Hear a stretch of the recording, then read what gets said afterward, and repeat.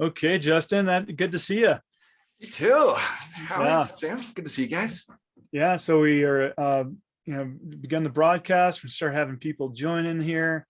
So, man, that's coming into the beginning of winter. Things are getting colder. You were just saying, Justin, you got back to your house from the south, and things were freezing there, huh?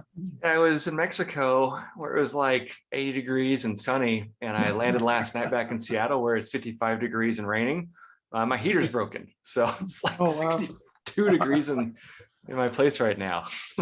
I just returned from a week in Seattle. I can't say anything good about the weather. Not this time of year. All right. So we are at the top of the hour, so I think that we should go ahead and get started with the multicast as well. So I'm going to start our streaming. I forgot to start our multicast across of these different platforms. So that is going now, and we are broadcasting. So I'm going to go ahead and share my screen, and we'll get kicked off. So welcome everyone. We're at the Rewards Mastermind, and this is a place where compensation professionals get together and share best practices in the market. And we are always excited to join here with you. And we have some new players here today. So I'm excited to introduce you to a couple of new members. So first of all, there's myself. My name is Sam Reeve, and I'm with Comp Team, the founder of Comp Team, a managing consultant. I've been in the compensation world for over 20 years now, and started off with some notable names such as McKesson and ADP and Barclays and BlackRock. That's where I cut my teeth, and I've been consulting for over 10 years now. And small to medium-sized companies and helping them grow and develop that important infrastructure. And I'm also pleased to introduce you to our other host here, Howard Neiswitz, my colleague of many years, and we also work together at Barclays. And Howard has a depth of experience in the financial world and also with software, which makes him an important asset for companies. And as we're going into that technical era where we're leveraging these systems and overall, which is going to be part of the discussion today. And I would like to introduce you to Jackson Brockway. Jackson is one of our interns here at Comp Team, and he's excited and getting started in the compensation world.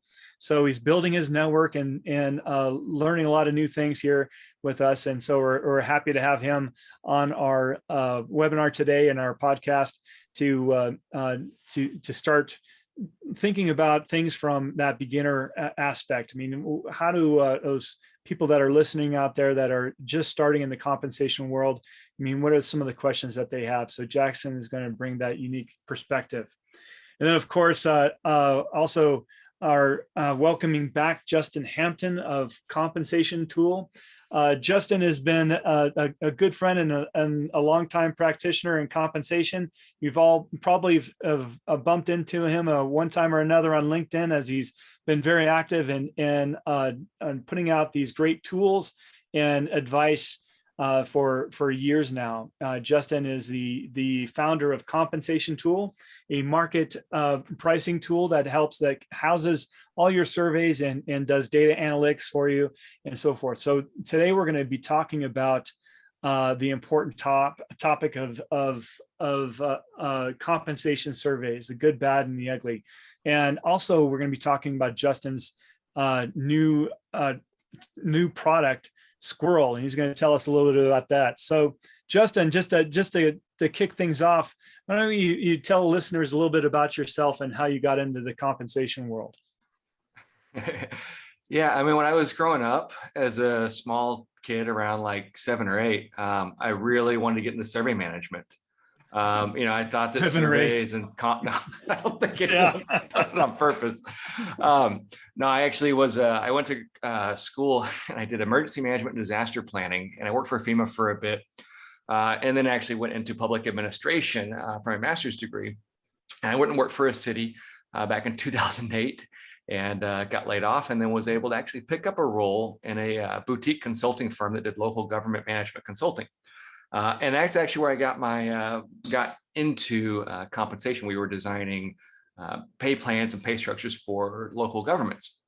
And so that company kind of contracted a bit. And so I was looking for a new role, and I had 2 resumes. One was for geographic information systems analysis. So I could tell you where to put a fire station based on the road network and the calls for service. And I could tell you how to market price a job. So first job I got was in comp, and I just said, okay, this is what I'm going to do for the rest of my life, I guess. So was a practitioner for about 12, 13 years. Always had a knack for systems and kind of creating efficiencies, and developed an Access database that kind of served as the foundation for what is now the compensation tool, which was where you can take all your surveys in, all your company data, and create a pretty robust tool for human capital analytics and market pricing your roles. That's now that's all that I do, which is it's crazy. Yeah, isn't that nuts? I mean, when a lot of companies, they just start out and they're using like Excel or something, and they can download a single survey into Excel and be able to survive, maybe even 2 and so forth. But then after you start getting beyond 2, then it's you need to move to Access, right? And then that, of course, brings another element of complexity and data. You have to be careful about the data integrity and so forth. So I'm glad that there's tools out there like yours that can pull all this together and just be a powerhouse of different pay data. So yeah, I know. Thanks. It's been I think had I known I was getting myself into, I would have never started it. So thank goodness for the naivety when I did get started. Yeah, that's great, isn't it? And so that's good. And thanks also for the background and how you got into compensation. I also find that a interesting topic because everybody has their different paths. I mean, I started as a financial analyst. I mean, I was planning on joining as a certified financial analyst and in joining Barclays or those BlackRock and doing all that. So I started down that path and then got into stock administration and then just thought that the path on compensation was so compelling. And then, so I know, Howard, you have an interesting path as well, but I'd be interested to hear from Jackson. Jackson, I mean, what got you interested in compensation? Well, I started off in just HR kind of as a whole in my degree. And, I'm interested in HR, but I think compensation on its own is a little bit more analytical, and it's a lot more, tied to the market and what the economy is doing. And I'm attracted to that. And just looking at things from a more data-driven perspective. So. Yeah, great. I mean, one of the things that I often hear from HR practitioners out there is they love all things people, but when it gets to the numbers element, they're like, well, maybe not this part of the job. So they're always looking for a good expert in compensation that just loves numbers and analytics and how to turn this into life, which brings us on our important topic today. I mean, getting really good pay information out in the market is quite important, and it's not really as straightforward as a lot of people would imagine. I mean, a lot of compensation practitioners are actually a lot of HR practitioners out there and managers. They're like doesn't I think that we can get free information off of PayScale or salary.com that's out there, or some of the industry surveys and so forth. I mean, what are some of the things that you see, Justin, as far as people that are not aware of compensation information and where they first go searching for data? The search firms, they tell me what to say. Yeah, and I think this is something that we see a lot of times. Especially with companies that are smaller, is that don't have a compensation function built into it yet. So, as we all do, Google is kind of the first place we look for compensation data. And I don't think there's anything wrong with that approach necessarily, but I think it's really important to understand how the data was derived, where it comes from, and what the limitations behind it are. So really, I mean, I think that one of the focuses I've really kind of found to be really helpful over the last 15 years or so is understand that the market data is going to be different no matter what the source you look at is. I can pull up 3 different accountants from 3 different surveys that have the same level of experience, same job level, and they're going to give me 3 different answers. And that's right. just, And so really quick on Justin, I mean, a lot of managers see that, and the first thing they say is like, "Oh, this is junk." It's like, how can we get 3 different answers for the same job? And so what do you typically respond to that? well, the market data is, no matter how robust the survey is, it's always going to be just a sample of what's out there. I think I can't remember what the exact numbers were, but there's 149,000 businesses in the United States that have fewer than 500 employees. That's I think, what is it? 50% of the workforce is working for companies that are relatively small. Mm-hmm. Most of those companies aren't going to have a compensation person. So we can't ever think that the data we're looking at is everything. It represents a sample, and those samples change based on who's participating, if it's an industry cut, if it's a regional cut. And really kind of I think it's just really important to understand how that data was created and the limitations behind it. Because if you can understand those things, you can make a really informed decision with how you apply it to your organization. It's not there's anything wrong with it. You can have 3 different numbers and they can all be right. It's just figuring out how do you use it, because you can use it wrong, but how do you use it in a way that's going to benefit your organization to make sure you're being competitive and fair when you're looking at pay. Right. I think it's in what you mentioned as far as the participants, I think is a core element. I mean, we know that there's some survey sources out there or some compensation sources where a lot of the big firms are using, I mean, as a regular basis. I mean, that's where they go to for their information. And then there's others where we have small and emerging companies that are going to use other surveys or other sources of data because of cost or availability of their niche, that are looking in those specific areas. And so when we're separating, the market in these different places, it makes sense to where we have different sample sizes, we have different results as in those areas. So that's part of the game, and that helps us as compensation practitioners. And the more that we know about those different elements, the better we can serve our clients and our companies that we work with. And then also it helps improve the data, that if we specialize, for instance, in technology companies or in biotech, there's those surveys out there that specialize in those areas, and whether we're a small company or a large company may choose your choice on those elements as well.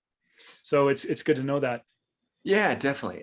But one of the things, I worked for a company, and I come on board, and they said, we want to look at all of the same companies that we consider our peers. I said, okay. Why? I said, well, those are our peers. That's that's where our talent goes. I said, okay, how do you know? I said, well, who else is going to go to the same kind of company? Or where are people going to go? It's the same kind of company. I said, I don't think so. So what we actually did was, and I've got an article about this. I call it Project Waldo. And I think it's a really fascinating way, because if you think about who we compete with, that's our market that we're in. And absolutely, there are some roles in the organization, whether they're very specific to the industry or they're at the executive level, that are being pushed and very specific to an industry. But this Project Waldo, it kind of talks through an approach where you can look at where folks have come from and gone from. And so it stands for where are leaders departing and originating. And what I had actually done was pulled up a list of all of our employees that had left over the past 12 months and looked at all of the employees that we hired in the last 12 months.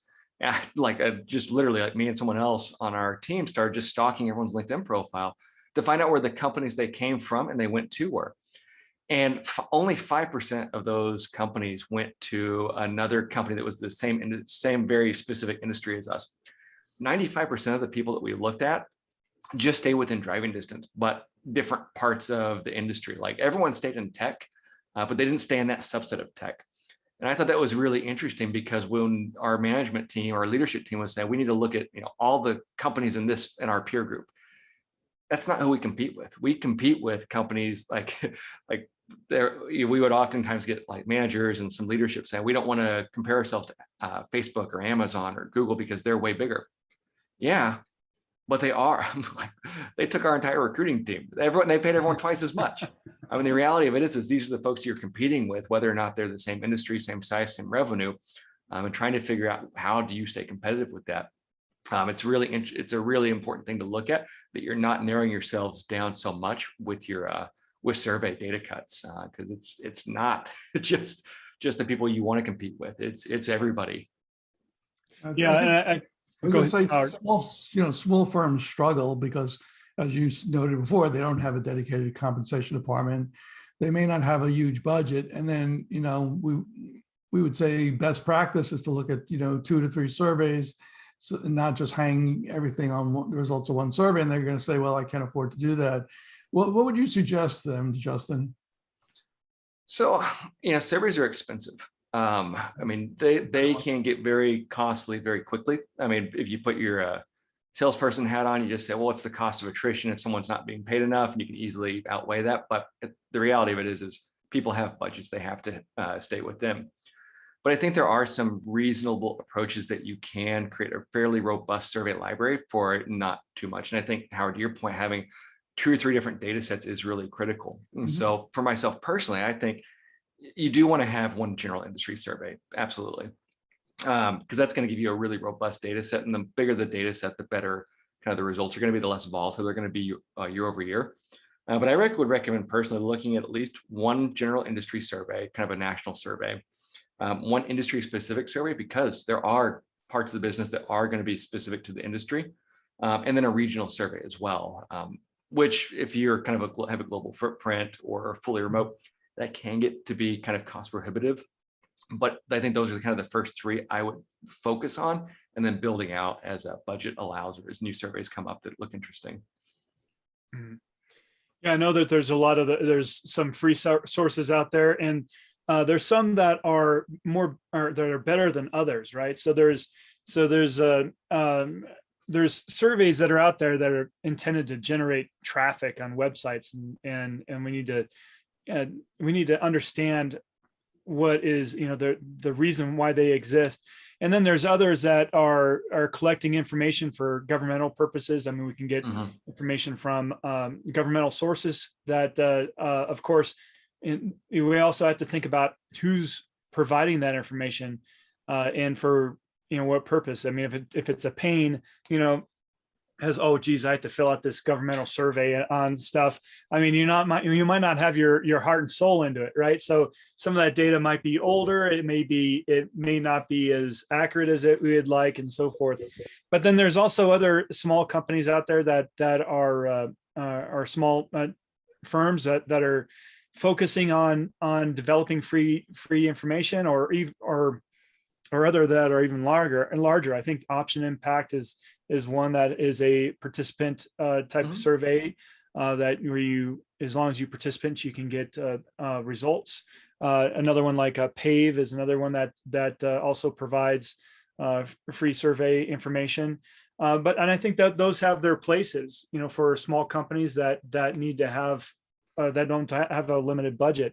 But then you get to the next level, right? And the next level is a company that has a broader need. They have a lot of different types of jobs, and maybe they need to look at a survey or an aggregation tool. I'm not sure how you would call that class of survey, but I'm talking about the pay scales, the salary.coms, the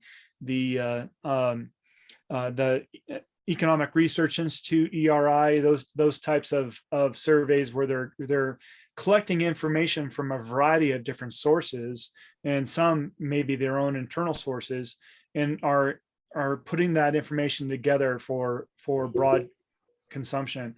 And those have their place as well.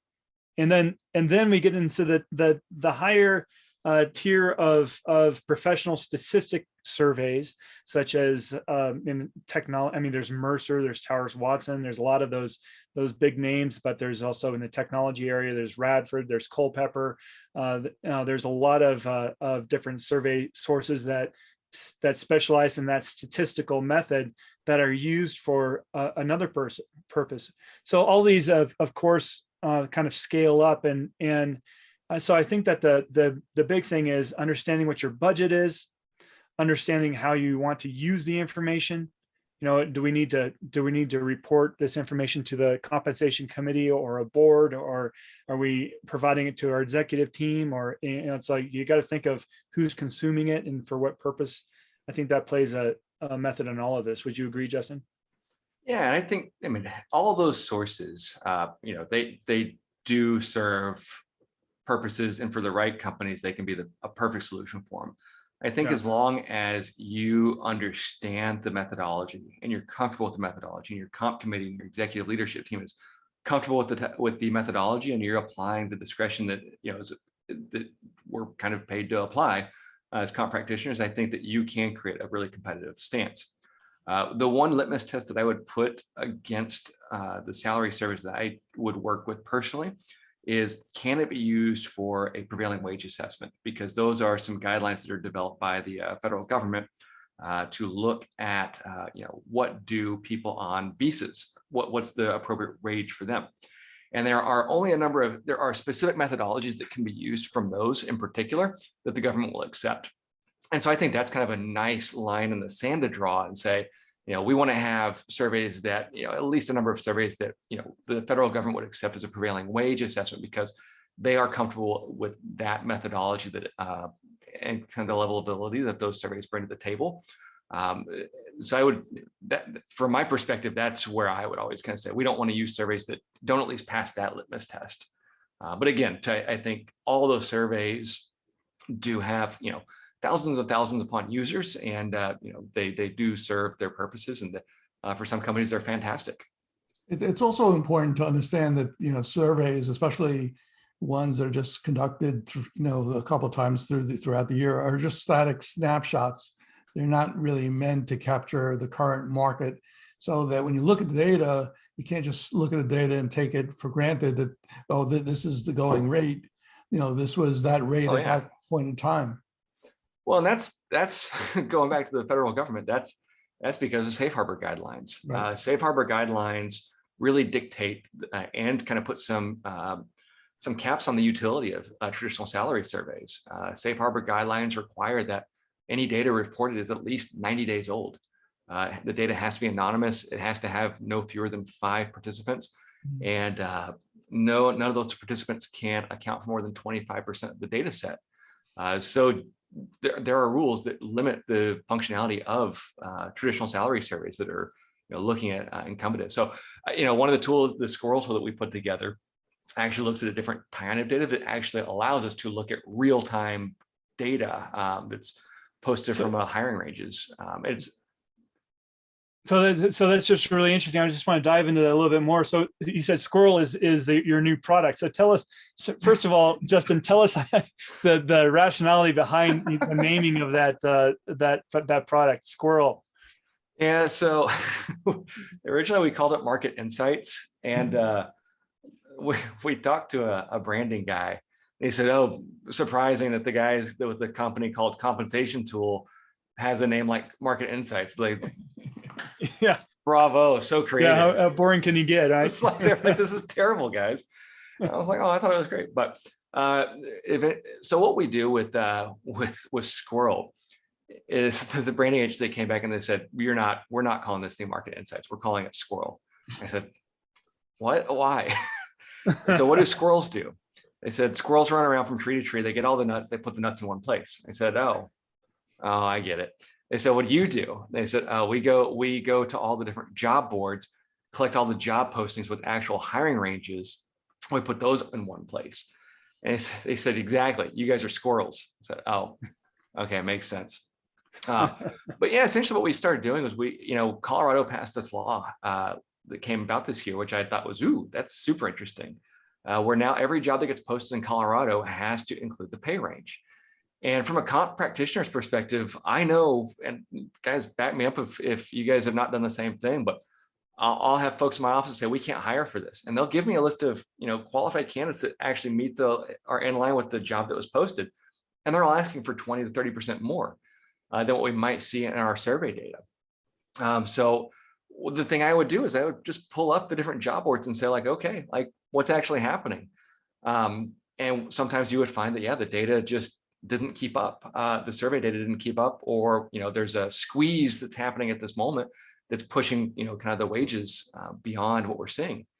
And so kind of knowing that that's what what I would always do, and knowing now that Colorado was requiring it, I said Connecticut does it too now. That came into effect 10/1. But one of the things that we said is like, let's just see what happens if we can collect it. And so we started with Colorado, and then we said, let's just see what the rest of the US is doing. And we're like, oh my God, like we've got close to 3 million data points over the last 3 months or 6 months rather. Wow. Like it's crazy. That's a lot of data. Yeah. So we had about 500,000 new data points every month. But what's really cool about it is since it's not a traditional survey and it's publicly available information, I can show you real-time data, and I can show you who posted the jobs. So it's a really interesting way to look at the data that I think bridges that gap of what's happening now versus 90 days ago. That you cannot do and be safe harbor compliant with the traditional survey. And that's a big deal. I mean, right now, we're all working through this year, the Great Resignation, right? That's what they're calling it, where a lot of people are switching jobs, and it's causing employers to react with a lot of pay elements. They're trying to pay more to secure people and so forth. But the pay surveys, of course, having that 90 days are not capturing some of the pay pressures. And so it's great to be able to have a resource like you're talking about there, Justin, to be able to do analysis and stay up to date on things. Well, and honestly, I kind of always said like, I've done the analysis, like as I would be in a department, and I'd have a manager come in and say, yeah, but did you check the data this week? It's like, it doesn't move that much. Like it moves like 3% annually. It's not that big of a deal. But one of the things that honestly just generally surprised me was how much it actually does move in short amounts of time, especially this year. Yeah. One of the things I can share my screen because one of the things that I read recently was Starbucks is increasing their wages for baristas because of market pressures. And I said, okay, Starbucks typically is a little more, I think they're ahead of the curve in terms of, adjusting people's pay. So I said, okay, well, they're good for them, but I don't think the data has probably moved that much. But I can share my screen real quick and actually just show you one of the things that we saw in like the last 3 months for that market data. And this is just, this is actually just a really big surprise for me. Let's see. Okay, I've got that shared. Can you see that? I think it's coming up. Okay.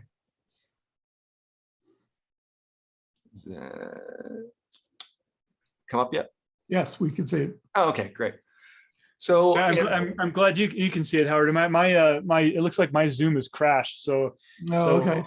Hopefully I stay on here. I don't know if you can take over, Howard, but it's for some reason I don't know. I think it's their closed captioning stuff that's happening. Oh no. But anyway, go ahead, Justin. Jackson, can you see this too? Yeah, I can see it. Okay, great. All right. So one of the things I've tried to prove this wrong. We wanted to make sure this was like reasonable. So what I did was I just type in barista in our data set, and I want to see what has the market done in like the last 6 or 7 months. And this honestly just really surprised me.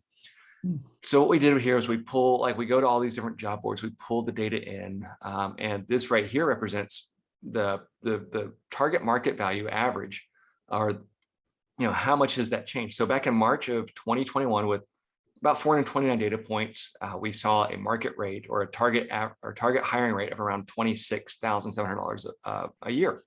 And it's annualized. So we just take the salary rates, multiplied by 2080 to kind of normalize the data.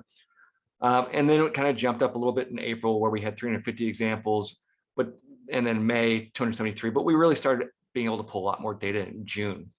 So here we've got 758 data points, 1,300 data points, 1,200 data points, close to 1,000, 1,200 data points last month. But what's fascinating to me is in the last, this is 6 months, we're from 26 to, almost 29, a little under. That's like a 10% jump in 6 months. And I've talked to people that are really, really really heavy into the data. And I said, I don't get it. This doesn't feel right to me as a comp practitioner. If a manager would have told me this, I would have said, whatever. Like, I mean, it's a niche case, but we've got 7,000 data points that really kind of go to say that, it's not just a niche data point. Like, even in the last 3 months, it's gone from 28.4 to 29.3. That's not insignificant. That's, 2.5%, 3% in 3 months. Then that's typically what we used to see over the last, year or so. And it's, this is the barista. Like, I can pull this up for like a server, and I'm going to just do it for Florida because we've got a ton of data. When you go shopping, all the stores are posting all over the place that they're looking for help. They just can't find enough people. Yeah. And I think this is kind of interesting too, is when you start to look at the fluctuation of the market, when you start to see like high season and low season coming back. So, if we look up like servers, and I can, remove data points, so I want to get rid of like database from the job, or like get rid of like managers, and kind of clean it up a little bit and see what that does to influence the results. But you start to see kind of, cleaned it up a little bit. So, but we've still got 2,100 data points over the last 6 months where you can see kind of these market squeezes where there's, 200 data points in Florida, 200 this one, but, it moved up, a fair amount over July and August. And that to me that's high season for a lot of, hotels and, the hospitality industry. And then it comes back down and it's kind of starting to come back up. But this is one of the fascinating ones to me. We had a housekeeper that was really cool too. So it kind of captures some of those seasonal workers and the cost impacts there, huh? Yeah. And I mean, this one I thought was just kind of fascinating. So when we're looking at the data with someone, actually, if I even remove like the state, this is a fairly consistent trend. This will have a lot of data points, so it takes a second to load. But I was showing this to someone that works in the casino industry, and this data spiked up in May, and I said, "Oh, probably a small data set." And they said, "No, that's the high season. That's when we do all the hiring." So that's why that's not a surprise to me at all that you see this data jump up right here and come back down in June, because that's when all the hotels are competing against one another.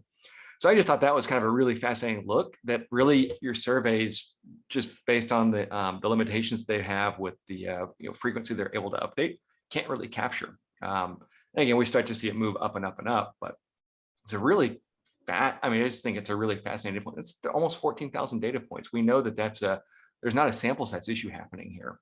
Yeah. And of course, every tool has its place for certain things. And this can show you some near-term trends and, seasonal impacts and some really fascinating data on individual contributors, which you can't get out of surveys, right? Yeah, I can remove, if we come in here and like remove manager, I don't think, or supervisor, we'll go from 13, almost 14,000 to, we'll see what that drops it down to. And it's different. Like we always stress, this is not a survey. It's designed to be a complement to your surveys. Sure. Because you can't match by name, but you can refine by job description keywords. Like if I wanted to look up like, I don't know, like this is probably a terrible example. I could do like a hotel, and we'll see kind of what does that do. So you can actually start to drill into keywords in the job descriptions that will really help to refine what we're looking at in a way that you can't necessarily do with other types of data. So, I think that's fascinating. It really changes, how much we've got, the average pay, as you're starting to refine kind of, different hotels, different job types, and locations and things like that. So it's just another way to kind of really use a different set of data in addition to your salary surveys, which are kind of beholden to some of those safe harbor guidelines, the way they collect it. I always say surveys are really the be all end all. Like they are the gold standard for determining what's market, like what the going rate is, because this is more of a hiring cost than a, That's right. What do current employees have? Like if we look down here, these ranges don't necessarily reflect their entire pay range. This could be their midpoint, but this is what they are advertising they're willing to pay current employee or new employees. So this is what you're competing with today. Yeah, and that's one thing I often hear from managers as well. They say, well, hey, your surveys say this, which is lower than what our recruiters are seeing in the marketplace. And so I think you just pointed out a pretty good point there. Surveys are often reporting what companies are paying individuals to basically stay in their jobs. And then they often have to pay a higher rate to attract people to start in that role. So that's some of the rub that can happen between surveys and actual recruiting data, right? Oh yeah, absolutely. Mhm. But I think, and that's one of the things too, is reinforcing the compensation philosophy of the organization, because by design, if we are targeting the 50th percentile, 50% of the companies are going to pay more than we are. Yeah. Or at least 50% of incumbents are going to make more. That it's a really, I think that education is a huge piece of helping the business understand what we're doing today, but also having really well designed ranges that will allow you to flex into the 90th percentile and kind of hit these this growth year over year, as well as kind of these squeezes that you see in the market from time to time. Mhm. I think those are really important to make sure you have. Exactly. And so let's talk about another thing you just brought up there, Justin. I mean, you were talking about, companies having a certain pay philosophy, such as targeting the 50th percentile of the market, which means they're targeting, what the average of what companies are doing out there. And I think that what happens a lot is that that seems to be the go-to. It's like, oh, okay, we're going to target the middle of the market. There's not a whole lot of companies that say, okay, let's target the 30th percentile or the 10th percentile, right? Yeah. I mean, and so what I often find is that when we look at the data and some of these survey companies put out, it's a skewed distribution, where they have the median of the market or the could be towards the lower end of the range overall, and you have a long tail at the top end, as depending on which industry you're in. So you can have some pretty crazy distributions depending on depending on industry. And then they always, say that you're targeting the median, but for our technical folks, this group is critical. We're paying at the 75th or 90th percentile. So you can't just say one size fits all. Right. Absolutely. So great, and so tell us so Justin, as one thing is finding the right source of information, and that's right. That's one of the hard parts to do. I mean, of course, we have to look at okay, not only what fits our budget, but what is appropriate for our industry, what is the best return on investment, because as we look at our jobs in a particular company, you have to look at the survey to see how many job matches that you might get out of that particular survey. Right. And when you're really looking at a tight budget, you might find that some surveys just don't produce a lot of results for you because they don't have the benchmark matches compared to another. So have you done a lot of those analyses in your career, Justin? Yeah. And we certainly understanding kind of where you get the value out of the surveys, but I also think too, sometimes that's a little bit hard to, I think for your general industry surveys, certainly.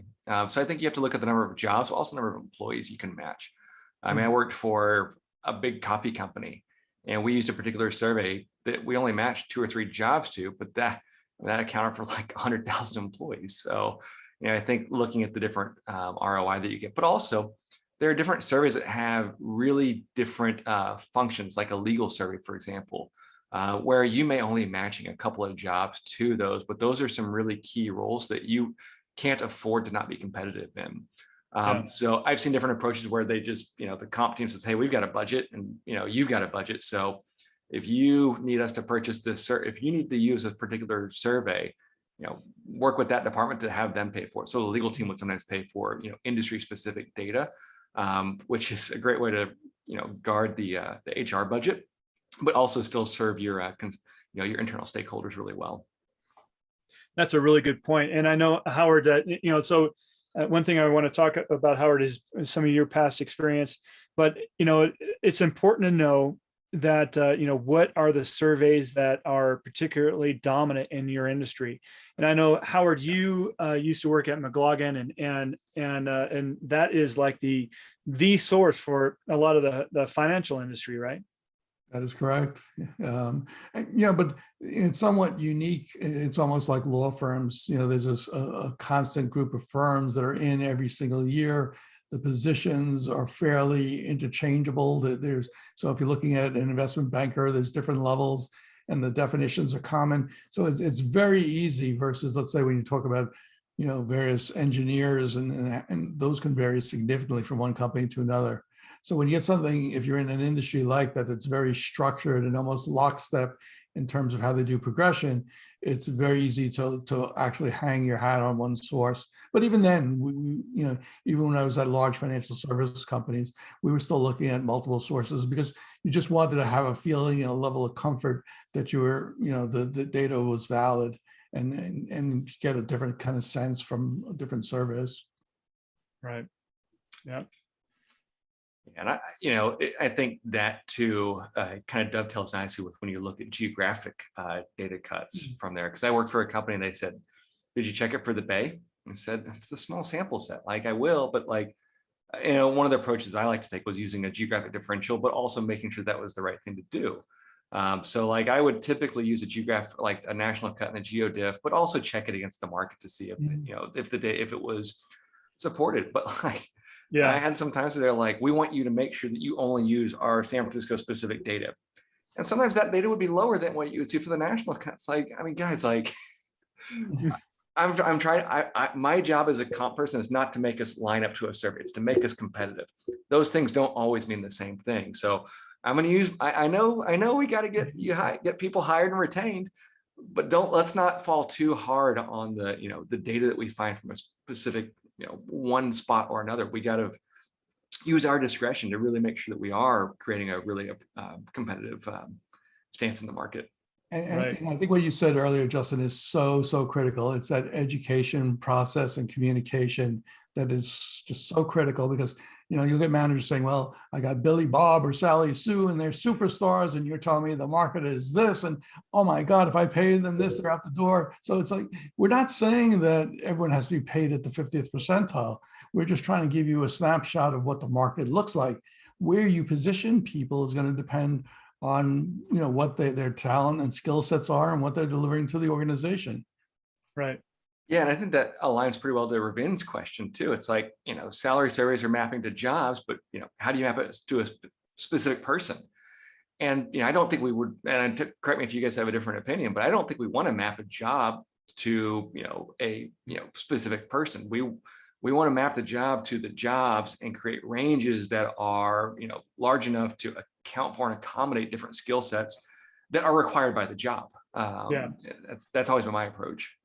Yeah, I think that's true in most situations. I mean, but there's going to be some of those companies that are hiring specific talent, right? I mean, we do this for executives, right? When we're hiring an executive for a specific purpose, we need a leader that is going to help us release this new product or help us through this merger and acquisition that has unique skill sets. And in situations like that, we might be looking at the individual in what they're bringing. Also emerging, traditionally we've benchmarked against jobs, and that's how we create administrative structures to where we can ensure that we're paying fairly and so forth.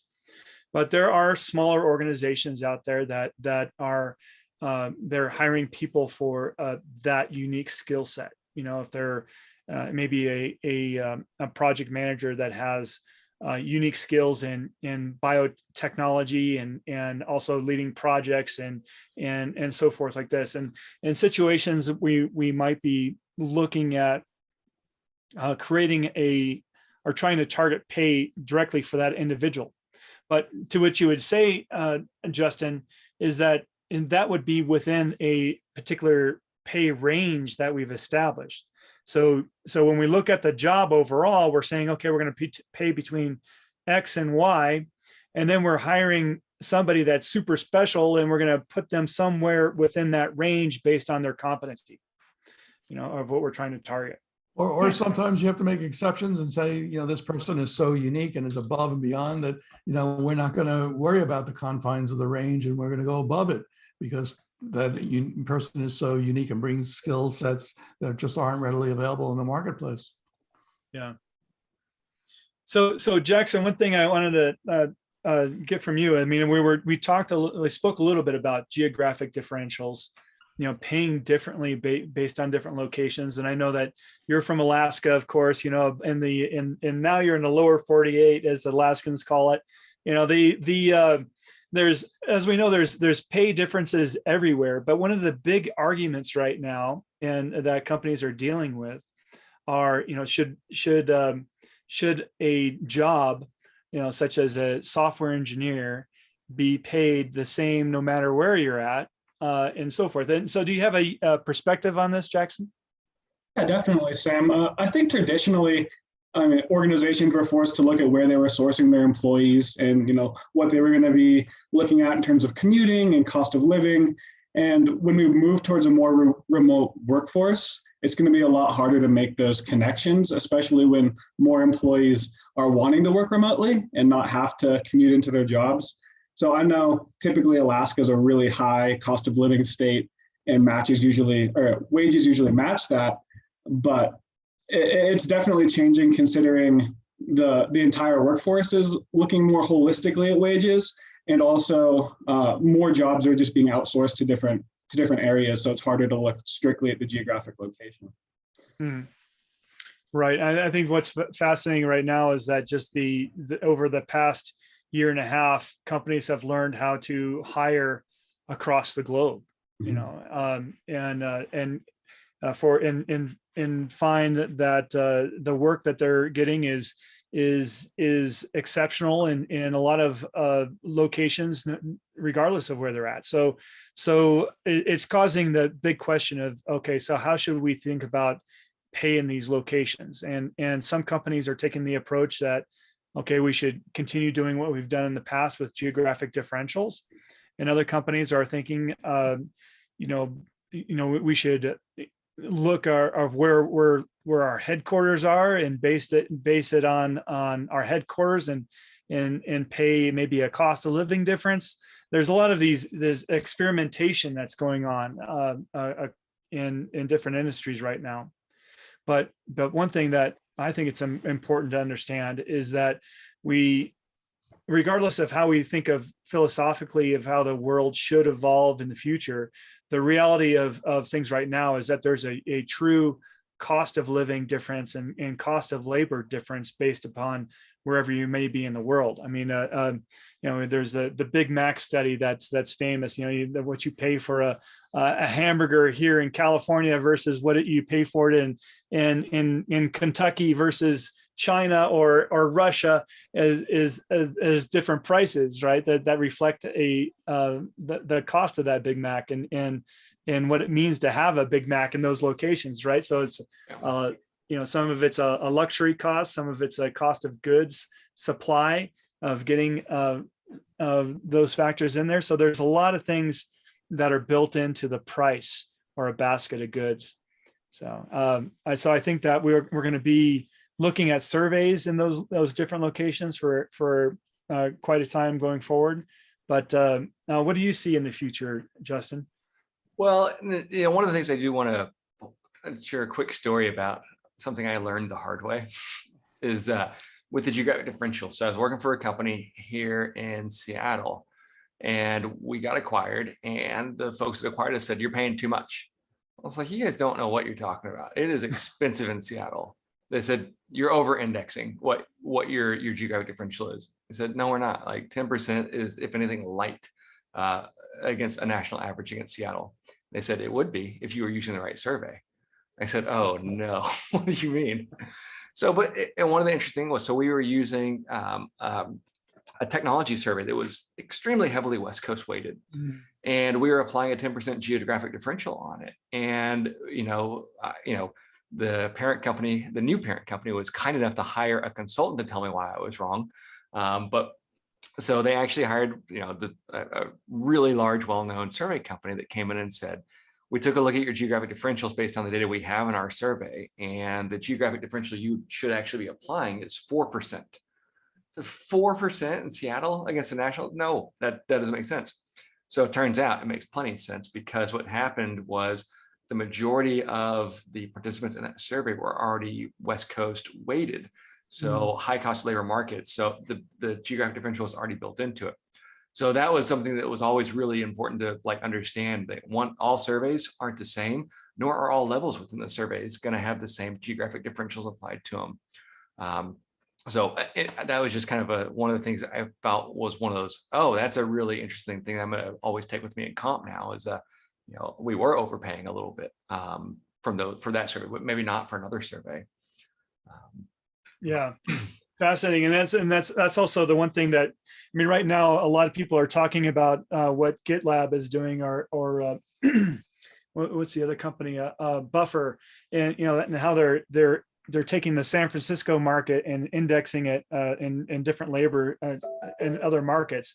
And of course, what they're doing is they're taking the cost of labor in the San Francisco area and the jobs, which are, everybody loves the San Francisco area because the jobs are so, you can find the front end engineer, the back end engineer, you can get a blockchain engineer, you can all this diversity in roles. Whereas if you look in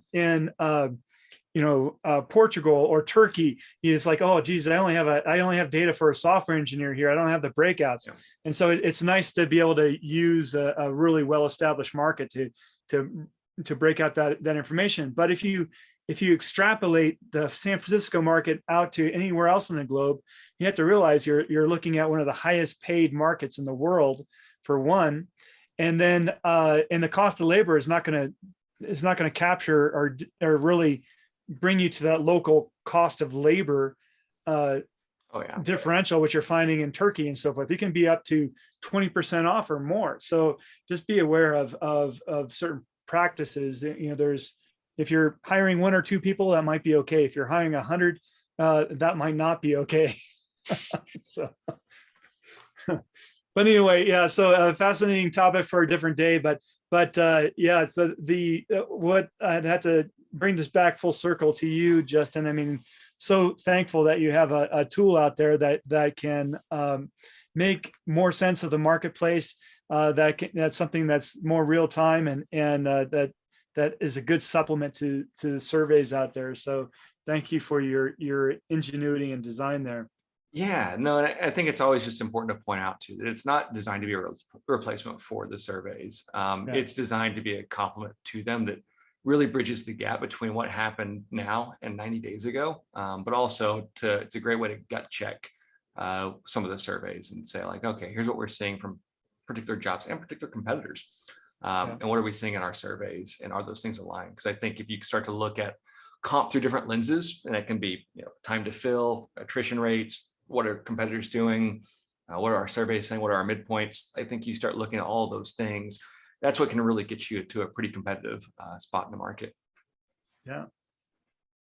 Well, I know we're at the top of it, coming towards the top of the hour here. And unfortunately, since my Zoom crashed, I can't see any of the comments or chats or anything like there. So I don't know, Howard, is there any questions that we can bring up before we come to a close? No, the one question we had, we addressed. So I think we're good unless anyone else has any questions they want to submit before we leave today. Yeah, so please put your questions in there. So Justin, tell us, can you tell our listeners a little bit more about how they can learn about Compensation Tool and sure. Yeah. services you bring, and also the how they can get a demo of your new product? Yeah, so we're at comptool.com or compensationtool.com. They both go to the same place. And yeah, so there's a link on there with some information about Squirrel. And there are, in the bottom right corner, there's a schedule a demo, as well as the top middle of the page when you get there. But yeah, always happy to kind of chat with folks and kind of give them a pretty honest thought for like, is a software going to solve their problem, or do they need to work with a consultant because it's a different kind of problem? Because no software is going to be the software is not a panacea for other things. So we'd like to just kind of talk to folks realistically and say, hey, we think that we probably need to get you set up with a consultant to do X, Y, and Z before moving into a software, because you got other problems. Great. Well, thank you so much. One question that just came up, if we have time. It's from Kevin, and it said, you mentioned going to various job boards to get ideas of real-time comp, but that's job specific to Colorado and Connecticut. What about other markets?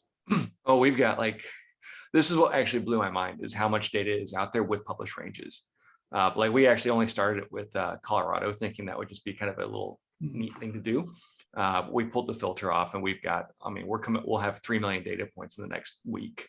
So you're covering all of the US? Yeah, it's a full US look. And we're actually rolling out to the UK, Germany, France, India, China, Canada, and Mexico in the next few weeks or so. So it'll be a global tool where the data is available.